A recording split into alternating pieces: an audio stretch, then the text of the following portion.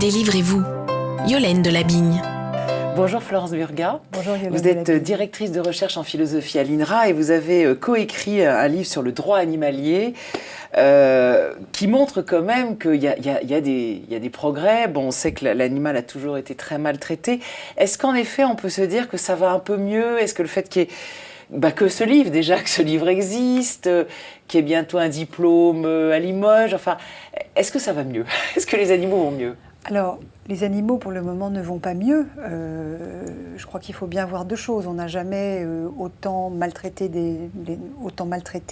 d'animaux. Ils n'ont jamais autant souffert qu'aujourd'hui. Ça, c'est un constat. Le fameux zoocide de Mathieu Ricard. On a atteint un summum qui peut-être va continuer encore à monter, puisque certains pays sont en train d'embrasser le modèle occidental, en particulier de consommation de viande. Cependant, on peut voir un certain nombre de signes qui peut-être sont les signes toujours avant-coureurs d'une transformation. Donc on n'en est pas encore à la transformation. Mais je crois que le fait que les médias aient montré beaucoup de choses, que le débat ait acquis une légitimité dans le milieu académique, les étudiants travaillent sur ces questions, ne sont pas pénalisés lorsqu'ils travaillent sur ces questions, comme cela a été le cas il y a 20 ans ou 25 ans.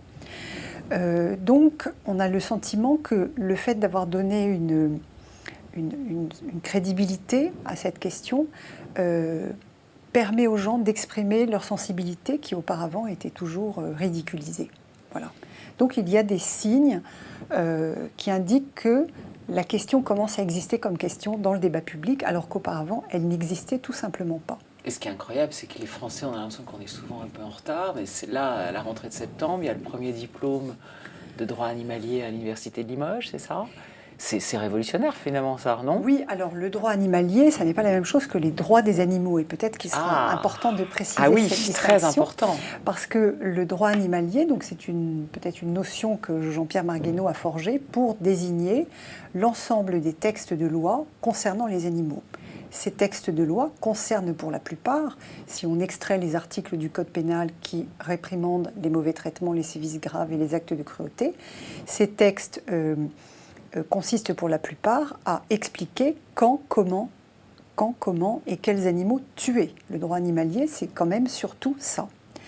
Donc, vous allez me dire, un diplôme de droit animalier, est-ce que ça a pour but de donner encore plus de visibilité à ces réglementations à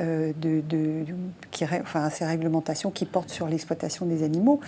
Non, bien évidemment, c'est pour faire connaître la législation et aussi, bien sûr, dans le but de montrer pourquoi il faudrait qu'elle évolue, notamment parce que le législateur a mieux inscrit qu'en 1976 la qualité d'être sensible des animaux.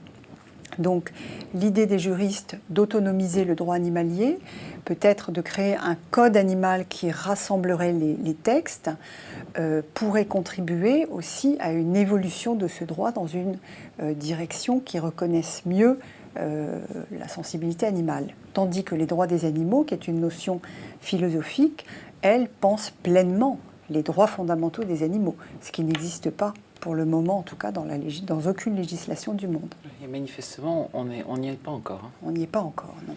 Malheureusement. Merci Florence Burgat. Radio Néoplanète.